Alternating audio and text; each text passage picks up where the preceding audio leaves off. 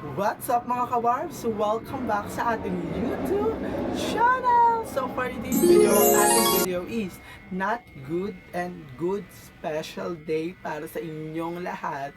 And ito na yung araw na sasagutin ko kayo. And mababasa nyo na sa title na huwag nyo sabihin nagkaya-gaya ko sa mga title ng mga ibang vlogger. Pero ang ating title is ang katotohanan kung bakit hindi na ako nag-a-upload sa aking YouTube channel, and sana itong video na ito is sana maintindihan ninyo ako kung bakit hindi ako nakakapag-upload. And bago yun lahat mga kabars, thank you sa lahat na nagtitiwala pa sa akin mga kabars, and sa lahat ng mga fairy godmother ko na nananatili sa akin kahit hindi ako nakakapag-upload. Pasensya na po sa inyo, and alam kong napapaasa ko kayo, pero ngayong araw na to is babawi na ako sa inyo. And ayun mga kabarbs, sobrang thankful talaga ako sa mga taong ganun and nagtitiwala sa akin. Ayun, thank you sa inyo at Ma'am si April and Ate Ganda, and sana andyan kayo para sa akin. And ayun, sa lahat ng mga kabarbs natin dyan na nagtitiwala sa akin, love na love ko kayo palagi, and sobrang na-miss ko kayo. And ayun na mga kabarbs, hindi na natin ito papatagaling mga kabarbs, sisimulan na natin ang ating video. And pasensya na din kung medyo pawis ako dahil ang ating electric fan is ganito lang and nakatutok sa akin para hindi ako laputin and putukin. And ayun na mga kabarbs, ang ating uunahin yung not good na nangyari na hindi maganda sa atin, na dapat hindi mangyari talaga sa atin. And ayun, number one mga kabarbs, yung na hindi ko na kaya i-handle yung mga tao. I-handle, tama ba yung ano ko, parang pagsabi, pero wag na yon. Yung number one na nakakapagpatigil talaga sa akin mag-vlog is yung mga taong nang-hate sa akin. Bakit mga kabarbs? Kasi alam nyo mga kabarbs, hindi ko nilalahat mga kabarbs ha. Kasi sa lahat ng mga Pinoy vlogger and local vlogger is yung iba sanay na mabash ng todo-todo, and mga kahit masasakit na tatanggapin pa rin nila. Pero yung mga ibang tao naman na hindi ganun katigas and nasasaktan pa rin sila dahil tao din naman sila. And ayun, number one, yung last upload ko na yung nakaraang vlog ko, basta panoodin nyo na lang yung mga kabarbs kung gusto nyo lang, hindi ko kayo pinipilit mga kabarbs. Pero yung last na vlog ko na yun mga kabarbs, sobrang dami kong basher. Lahat yun is puro hate comment and sobrang sasakit, and hindi ko na siya kayang hindi ko na siya kayang tiisin pa, kasi below the belt na din talaga yung mga comment nila sa atin. Pero hindi ko, dahil hindi naman tayo hindi ko na ipapakita yung mga pangalan nila, pero may mga natira doon. Yung iba kasi binura ko na dahil kasi baka mabasa din ng mga kapatid ko and masabi na huwag ko na ituloy dahil marami nang babash sa akin. Pero ayun mga kabarbs, kaya hindi ako nag-upload dahil din doon, sobrang nakaka-depress. And sana lahat ng mga taong nababash sa akin, please stop, dahil yung mga tao na binabash ninyo, hindi nyo alam kung okay pa sila sa mga comment ninyo.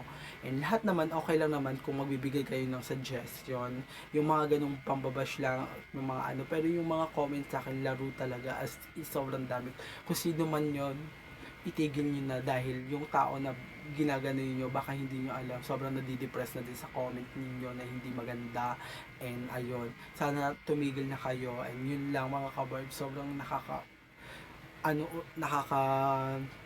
panghina talaga yung mga taong ganun. Pero kasi ako yung tao na pag nabash mo, okay lang, once, two, 3, ganun, okay lang. Pero yun, sunod-sunod na pambabash sa akin, simula yung yung mga ganung bagay, hindi ko na kailangan sabihin dahil alam niyo naman na yun. And ayun, sobrang nabash din ako, sobrang bumaba yung views ko, pero okay lang kahit bumaba yung views ko. Pero ang sa akin lang, dun lang ako sa tama. And ayun mga kabarbs, kaya hindi na rin ako nagpa-vlog dahil dun nga sa nang babash. Tapos isa din sa kung bakit hindi na rin ako nakakapag-upload is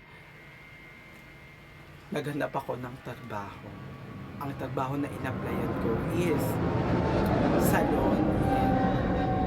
nag-apply ako na nag-apply dito sa Baclaran. Kahit mapagod ako, kakalakan nag-apply ako kasi alam kong yun lang yung makakatulong sa akin. And the same time, ayun lang din yung alam kong trabaho dahil tayo ay hindi tayo nakapag-aral ng maayos. Pero lahat ng yun is kagustuhan ko, pero hindi pa naman tapos ang panahon para hindi ka makapag-aral ulit at wala namang age ang pag-aaral.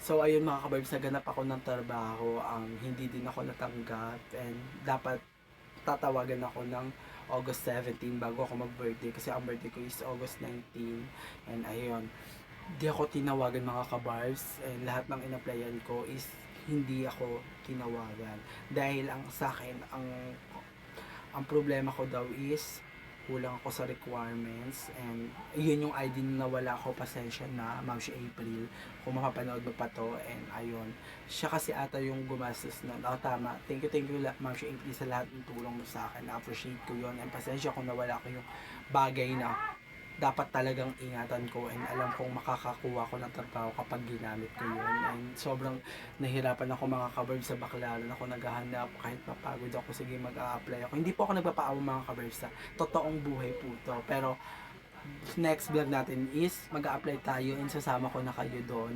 And ayun, para at least totoo na hindi ako nagsisinungaling sa inyo. And ayun, kaya hindi ako natanggap mga kabarbs kasi merong magagaling sa akin. Pero kaya ko naman talagang mag-reband. And ayun din yung bumuhay sa akin last year noong December. Sobrang dami nagpagawa sa amin. And kasama ko niya si Sister Casey. Ang dami. Sobrang nagte-thank you ako nun kay Lord dahil sobrang binigyan niya pa ako ng ganong talent. And ayun mga kabarbs, hindi tayo natanggap. And kasi nga, may mas magaling sa atin. And kailangan nating mas mag-improve para matanggap tayo sa ating papasukan na trabaho. And bago naman tayo pumasok ng trabaho, kailangan ng mga ID, birth certificate, pero lahat yun wala sa akin dahil yung birth certificate ko is natangay siya nung bumagyo dati. Nalaglag kasi yung lahat, hindi na namin kinuha dahil sobrang lubog na din yung lugar namin dito. And pasensya na kung pinipindot ko kasi namamatay yung cellphone ko kasi medyo lobat na rin siya. And na yung mga kabarbs na hindi ko alam kung ano gagawin ko, hindi ako matanggap sa trabaho, pero sabi ko, Lord, kahit hindi mo ako mapanalo, basta ipanalo mo lang ako araw-araw, igisingin mo lang ako araw-araw, dun pa lang nagpapasalamat na ako. And dahil sa mga oras na ginigising mo kasi araw-araw mo ako ginigising, lumalaban ako para makahanap ako ng pwede kong pasukan and pwede kong ma-apply na trabaho. Ganun pa man, hindi man tayo matanggap, pero try and try hanggat buhay ka, subukan mo dahil hindi ka papasa hanggat hindi mo sinusubukan. And ayun mga kabarbs, yun yung ating problema kaya hindi tayo nakakapag-upload. Isa din yun dahil naganap ako ng trabaho kasi hindi ni mama makabili ng gamot and ngayon may sakit si mama. Kailangan na din natin mag-asikaso dahil hindi natin masasabi na habang buhay natin kasama ang ating mga magulang, kaya hanggat malakas pa tayo gumawa ng paraan sa kanila at bumawi para at least naman maibalik natin yung dati kasi tayo inaalagaan ng magulang natin. Pag nakakasakit tayo, naiisa sila kung saan sila kukuha ng mga panggamot, pero yun ang gawin natin, ibalik natin sa kanila. Pero ayun mga kabarbs, yun yung problema ko. Pangalawa, and yung pangatlo mga kabarbs, yung dito sa ating YouTube channel, sobrang na-stress talaga ako dahil akala ko sobrang saya ko nung time na yun na sabi ko, hala, okay na to, na buo ko na yung second step kasi yung una kong step is kailangan ko maka 500 subscribers. So ayun, na-get ko na yun yung time na nakompleto ko una. Tapos next, yung 3,000 watch hour. So na-complete ko ulit yon. Tapos next, 4,000 watch hour. Na-complete ko ulit yun mga kabab. Sobrang saya ko na nung araw na yun. Akala ko makakapag-live na ako. Akala ko makikita yun ako in personal sa cellphone and nababasa ko yung mga comment ninyo kung ano na ba yung balita sa inyo mga kabarbs. Sana okay lang din kayo mga kabarbs. And yun, tapos nagpatulong ako kay Darla, pero ang sabi ni Nay Darla is yung ano ko daw is hindi pa daw actually monetize. Na-complete ko lang yung 4,000 pero hindi ko pa daw magagamit yung ano ba yung pagla-live dahil kailangan ko pa ng chat ni Google na monetize ka na. Kailangan kasi yun mga kabarbs. Dapat si Google mag-check sa inyo. Pero lagi ko sine-check yung Google ko kung may nag-check na sa akin. Pero ganun pa man mga kabarbs, ipag-pray natin na sana makuha ko na yon and mag-chat na rin sa akin si Google AdSense dahil yun lang kulang ko and kailangan ko din bumili pala ng SIM card para makabili din ako ng makabili ng SIM card para makapaglagay ako ng thumbnail sa aking YouTube channel and di din kasi ako nakapaglagay and ganun pa man mga kabarb, sana yung mga ganun is naiintindihan ninyo na and sana itong video na ito is tama na yung pambawash ninyo and sa akin lang hindi ko kayo mapiplease na itigil yon dahil kayo yon, pero ang sabi ko sa sarili ko na deadmahin ko na lang, sabi ni Ma'am si April, and ayun, titibayan ko na lang yung loob ko, and ayun, dahil hindi naman din tayo matanggap sa trabaho habang tumatagal is natitengga lang din tayo sa bahay, so gagawa na lang din tayo ng vlog, and ayun, thank you Ma'am si April and kay ating ganda, and ayun, nakaraan kasi birthday ko is nagbigay sa akin si ate ganda ng Gcash, ano siya, hindi ko sasabihin yung presyo, nabigay siya sa akin, and thank you, malaking tulong din niya sa akin, and kay Ma'am si April, lagi siyang nagsisend sa akin, tulong niya yun sa akin, hindi ko yun hiningi, siya lang po talaga nagbibigay, and thank you Ma'am si April, ate ganda, mag-ingat po kayo palagi, and sana yung mga plano nyo sa buhay is maging totoo, and sana lahat yun bigay ni Lord, dahil alam ni Lord na sobrang babait ninyong tao and kayo yung ginamit ni Lord na instrumento para makatulong sa akin. Ayun. At ang ating good news naman mga kabarbs is babalik na tayo mag-vlog and tomorrow is a-upload ko tong video na ito and itutuloy ko na ulit ang aking pag-vlog. Hindi man siya araw-araw pero may mga, pag alam nyo nang hindi ako nakapag-upload is may mga ginagawa ko niyan and naghahanap ako niyan is nagre-reban ako niya. Pero lahat ng mga nangyayari sa akin, iaano ko na para at least alam ninyo yung mga nangyayari sa akin sa isang araw. And ayun mga kabarbs, and sana huwag kayong magsawang sumuporta sa akin, and dahil gusto ko na ulit bumalik sa pagbablog dahil may mga tao pa palang nagtitiwala sa akin and nagmamahal sa akin na ituloy ko pa tong vlog na ito dahil sayang daw, pero lahat yun is na-appreciate ko dahil sa dami ng tao, minsan na lang kayo makakatanggap ng magandang salita na galing sa ibang tao na dapat i-adapt ninyo, na sana ituloy nyo pa rin kung ano yung nasimulan ninyo dahil hindi mo mapapanalo ang isang laban kung hindi ka susubok. And ayun mga kabard, sobrang saya ko dahil nakapag-video ako, and pasensya na din kung medyo lapot ako dahil ang electric pan natin is ganito lang, di-charge, and ayan, tinututo ko lang sa akin para iniwasan yung putoks, baka magkaputok tayo. And thank you din sa eyelash kasi binigyan tayo ni friend natin ng eyelash, pero marunong kasi ako magkabit ng eyelash, ginawa ko lang yan and ako lang mag-ano niyan. Marunong naman talaga ako as in.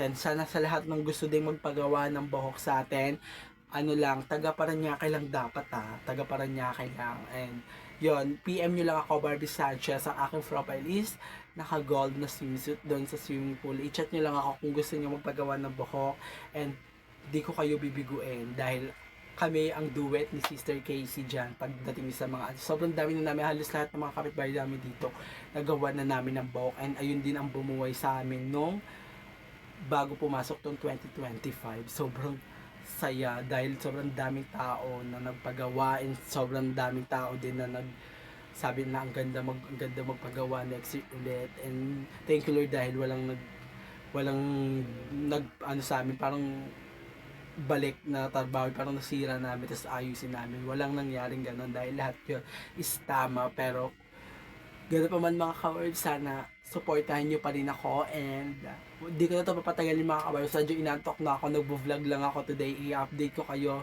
bukas, mapapanood nyo na ang aking vlog, Ma'am si April and Ate Ganda, and sa lahat ng mga nagtitiwala sa akin, maraming salamat. And ako si Barbie Sanchez, magbabalik sa vlog at hindi na iiyak muli. Charing, ang daming OA na yun. And gano'n pa man mga kabars, dito ko natatapusin na ating video. Namiss ko tong outro and intro ko, pero yung video ko na to is hindi ko na siya gagamitin. Yung intro ko ngayon, hindi ko na siya gagamitin. Ang gagawa ko ng bago. And ayun.